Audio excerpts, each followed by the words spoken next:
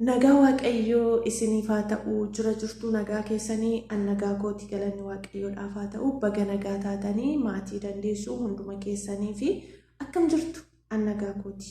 Waaqayyo galata guddaa argatu jira. Isinis baga nagaa taatanii baga jiraattanii baga eegamtanii tole gaarra dhufeen jira. Maaliif dhufte yoo jettan immoo waan tokko wal wajjiniin dudubbannaa isa jedhamu ufan dhufe jechuudha. Innis maali yoo jettan egaa akkuma beekamu egaa samoona kana Ashittii fi Hamzaa koongiraa jechaa jiru.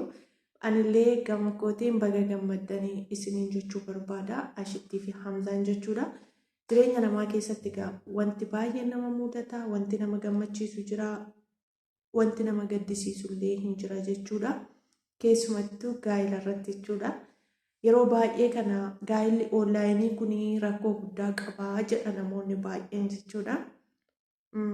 Akkuma rakkoo guddaa qabu bu'aa guddaas qaba. Miidiyaan kamiyyuu jireenya keenya keessatti akkuma bu'aa guddaa qabu, akkuma miidhaa guddaa qabu bu'aa guddaa qaba. So innis maa'inni akkaataa nuti itti fayyadamnu, akkaataa itti fayyadamina keenyaati malee wanti kamiyyuu jireenya keenya keessatti biyyi lafaa kun miidhaadha jechuudha. Garuu akka ittiin miidhamnes kan godhu, akka nu miines kan godhu unumadha jechuudha. Kanaaf egaa mandarri tiiktookii nikaa hiisisee qalabatii jechuudha. Fuusisee waan baay'ee gochaa jira jechuudha.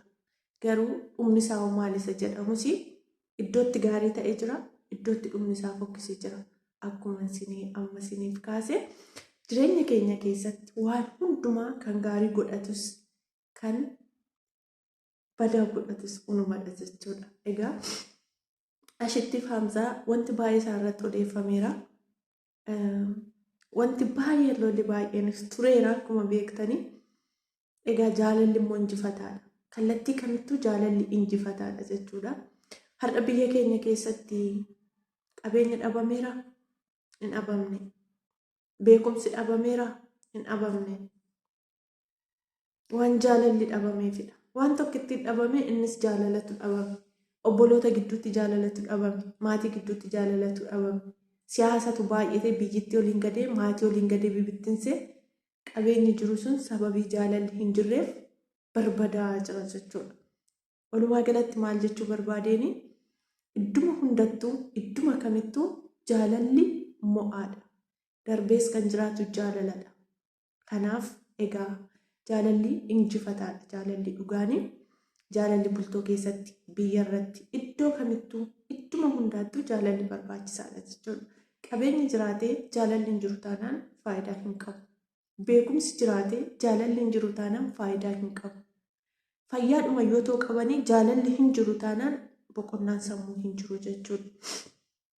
Kanaaf egaa Ashittii fi Hamzaan dhugaa dubbachuuf taanaan wanta baay'ee bu'aa baay'ee innis yeroo jechoota garaagaraa isheedhaan jedhanii jechoota baay'eellee waan hamaa aarii dubbachuudhaanis wantoota baay'eetu ture jechuudha. Yaa haadha manaa isaatii takka amanee ofitti fudhateera. Wanti baay'een jira jechuudha. Yeroo baay'ee egaa namni keenya dhugaa dubbachuudhaaf taanaan yeroo namaa fi wanti tokko ta'u cilee walitti dibuu malee cileetti dibame sana irraa jedhanii afuufanii qulleessuu hin dandeenyu. Kanaaf iyyuu waan hundumaa keessatti ammas waanan jedhu baga guyyaa kana keessanii baga gammaddanii soogaamma lolli garaagaraa jiraachuun malaan malee akkuma jalqaba kaase jireenya keenya keessatti eenyuma birattuu jaalalli dhugaa jiraannaan wanti hin injifatamne tokko hin jiru jechuudha. Dhugaa dubbachuudhaaf taanaani. Kanaaf iyyuu egaa Ashittii fi Hamzaan ammas lolli jiraachuu danda'a, bu'aa ba'ii danuun jiraachuu danda'a.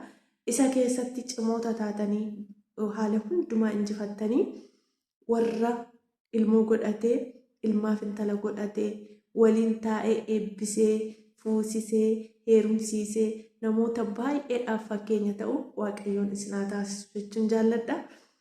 Gammachuu keessaniif dhugaadha akkatti adiiffadhee kan hin dhufe jechuudha. Baay'ee gammadeen jechuun jireenya koo keessatti anaaf haa ta'u wanta jedhu tokko nama kaamiifuu yeroo ta'u na gammachiisa waan ta'eedhaaf jechuudha. Kanaafiyyuu walumaa galatti jireenya keenya keessatti jaalalli dhugaan injifataadha. ammas warra waliin raagee waliin harrii filatu waaqayyo isin haa taasisu, warra wal dhaga'u waaqayyo isin haa taasisu. Baay'ee ashittiin cimtuudha, xiiqoftuudha. Jireenyi kallattii kamiinuu sirreeffattee jiraatti abdii guddaan qaba. Ammuma ishee argetti nama akkasii fakkaatti waan ta'eef namoonni akkasii immoo jireenya isaanii akka salphaatti hin balleessan waan ta'eef bakka wal argitanii baay'ee isinii gammadeera, koongiraa jechuun jaalladha. Kanaaf egaa jireenya keenya keessatti jaalalli mo'aadha. Dhugaa dubbachuudhaaf taanaani waan gaarii immoo namaaf hawwuuni mataadhuma keenyaaf ta'a jechuudha. Waan gaarii gammachuu namaa gammaduun mataadhuma keenyaaf ta'a jechuudha. Wanta ofii keenyaaf nu ta'u tokko nama biraaf gaafate argine baga ta'eef jechuun barbaachisaadha jechuudha. Kanaaf haala kam keessattuu jireenya kam keessattiyyuu haa hafuu jedhanii warra darban immoo waan gaarii ta'a. Kanaaf jaalalli injifataadha. Isiniin jechuun jaalladha. Asumaanis yaada tokko isinii qooduu barbaada. Abbaa koo irraa waan baradhe tokko yaada ijoollummaatti sammuu koo keessatti waan seefna ta'e tokko almost waggaa 7 akkas nan ta'a. Abbaa koo hojii gargaaruun jaalladha ture. Hangafa miti garuu siruma kootu isattuu wayiidha. Isattuu hojii yookaan immoo ariifattuu waa dafee hojjechuudhaaf cimtuu waanan tureef jechuudha. Waa hundumaa abbaa koo nan gargaara hojii jechuudha. Akkuma kanallee biqiltuu garaagaraa dhaabuu jaallata faazariin gochuudha. Biqiltuu sana wajjin hin dhaaba. Wantoonni na gammachiisan wantoota akka giriinii garaagaraa kana baay'ee na gammachiisu. Asumatti illee amma bakka itti viidiyoo waraabaa jirutu bakka sana miti malee isin argisiisuu nan danda'a. Biqiltuu fidin jedhaan jechuudha. Hojichis tokkotiin biqiltuu fidin jedhaanii biqiltuu sana nan dhaaba jechuudha. Nan facaasas waan akka timaatimii, qaaraa waan akkas akkasii kana nan facaasas jechuudha. Nan jaalladha. Kanammoo abbaa koo irraatiin baradhe jechuudha.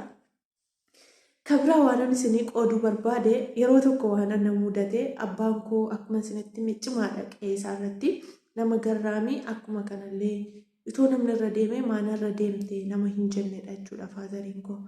Lubbuusaa waaqayyo naaf haa maaru. Waggaa fi ji'a 3 erga boqote.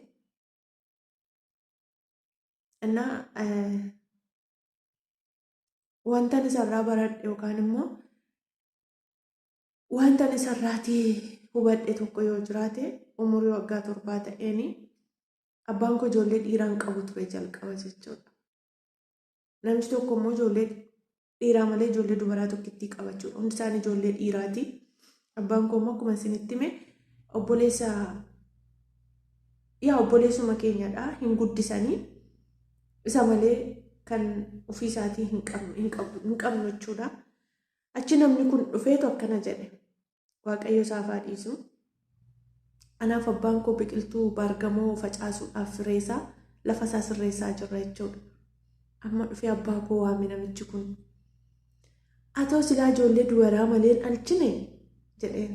Ofiisaa ijoollee dhiiraa malee ijoollee durbaan qabu tokkitti qaba. Ijoollee durbaa hundi ijoollee dhiiraadha. Shammoo akkas ijoolleen isaa dhiiraa. Abbaan koo immoo ijoollee dubaraa malee dhiira hin qabu. Atoo silaan ilmoo dhiiraa hin qabdu qe'ee kee ormatu aalaa maaliif dadhabda maaf humna kee fixxa teessee nyaattu jedhaan. Yeroon akkana jedhu baay'ee natti dhaga'ame nan boo'e jechuudha. Duruma immoo nan aara ture maaliif hin qabnu faan jedha ture. Even ergaallee dhaqee si'a 3 wayii akkas yeroo harmee koo hamatan aga'ee jechuudha. Ijoo isheen ilmoo dhiiraa hin deessu jedhanii akka waan namni ofii godhatutti jechuudha. Achi nan boo'e bakka abbaan koo dhiisi maal taate maal obboleessa koo waan namaan dubbatiin waan waaqaa maal beeku kun wanta harkaan godhatan miti waan waaqayyo namaaf kennudha maal taate dhiise abbaan koo waaqaaf haafu dhiisi jedhe. Achan abbaan koo akkanatti dhaga'ame argee dhiisi naan jedhe waan waaqayyo maal beekta maal haadha kee taate intalaa naan jedhe. Yeroo hundumaa akkana naan jedha even hanga gaafa lubbuun isaa darbuutti illee jecha akkasitti na jabeessa ture jechuudha. Achiin booda akka carraa ta'e maazariin koo garaadhaa mucaa qabdi. Garaatti erga baattee ji'a 3 ture. Baay'ee nutti dhaga'ame. Baqqanatti hin beeku akkatti akkan ibsu. Achiin booda abboona isaarra harmeen koo deesse jechuudha. Mucaa dhiiraa nu deesse. Akka carraa ta'e mucaa sana anaaf abbaa koo harkatti deesse illee mana kiifimnaam nan deemne. anaaf abbaa koo harkatti deesse. Achina bakka akka gaggabuun ta'e nan gammade jechuudha. Maaliif jecha sana na keessa dhufe achi baay'een gammade. Harmeen koo ammas lammaffaa garaadhaa qabattee mucaa dhiiraa nu deesse jechuudha. Walumaa galatti maal isiniin jechuu barbaadeera. Jireenya keenya keessatti obboloota haafuu baay'isuunis gaariidha. Kaleessa gaafa ashitti faarratti lolli adda addaa ka'u karaa Hamzaa gaafa ka'u otoo isheen haafu jechuu baatteetti ta'e karaa ishii gaafa dubbiin dhufu immoo inni haafu otoo jechuudha baatee haadha iddoo kanatti hin argan ture jechuudha dhugaa dubbachuudhaaf taanaan. Isaan booda maaltu ta'e seenan abbaan koo ijoollee 3 egaa bucasa guddifatanii 3 ta'an jechuudha obboloota dhiiraa 3 godhannee achiin booda ijoolleen kun guddatanii amma waaqayyoof haa galatu inni tokko mucaa dhiiraa dhalchee tokko immoo garaadhaa qabde jechuudha. Maal akka dhalatu eegaa jirra. Obbolaan koo dubaras akka jiranitti dhiira nuuf da'an jechuudha. Dhiira da'anii qeen abbaa koo qeen kee ona ormatu dhaalaa dubartiin silaan heerumti jedhee kan inni nuti uffate sun qeen abbaan koo akka hin dhaalamne godhe jechuudha. Qeen abbaa koo ijoollee dhuma isaatiin akka bareedu godhe waaqayyo jechuudha. Achi inni haati manaa isaa duute namichi sun.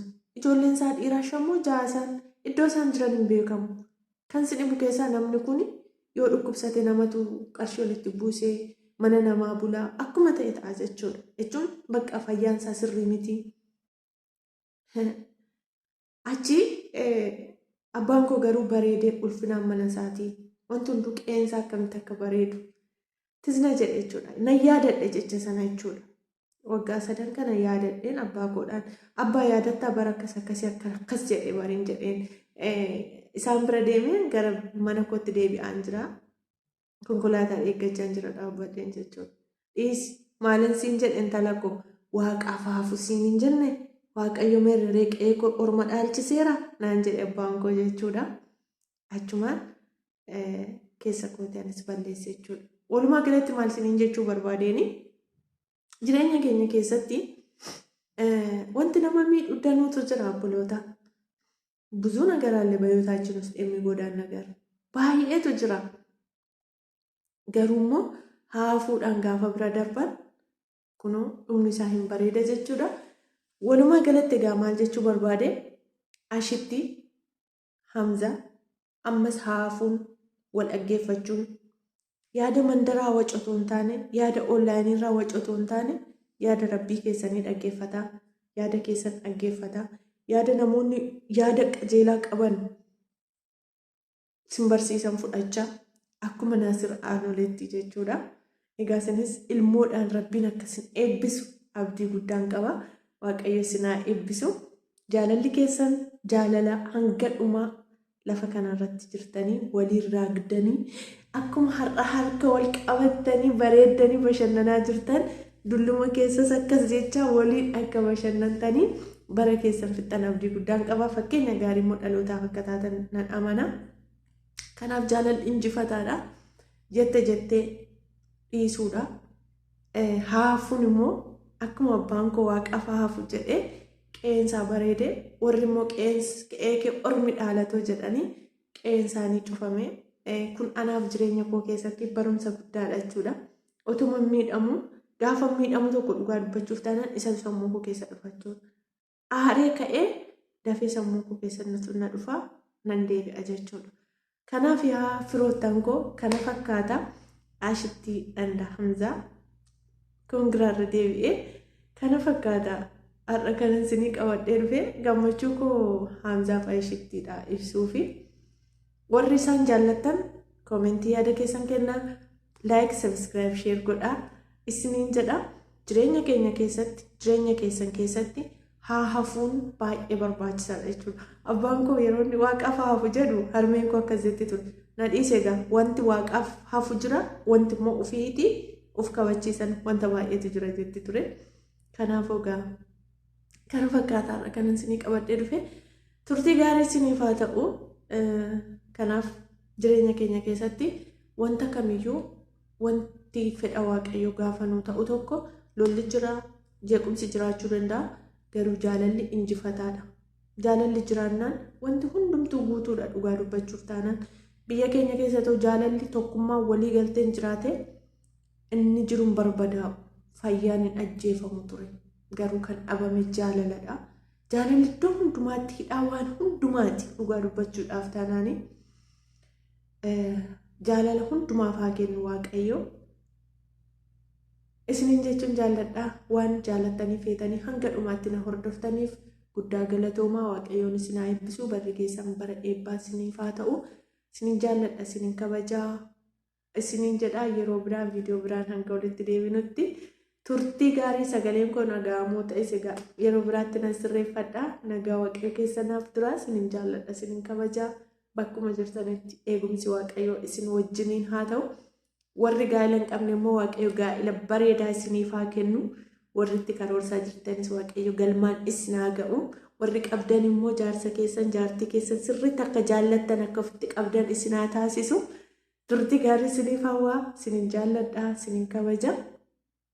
Waaqayyo biyya keenya nagaa nuuf haa godhu. Kan dhukkubsate nuuf haa maaru. Kan hojii dhabeef hojii haa kennu. Eebba kana nan jaalladha. Yaa abbaa koorraan baradhe waan ta'eef jechuudha. Turtii gaarii isiniif haa ta'u.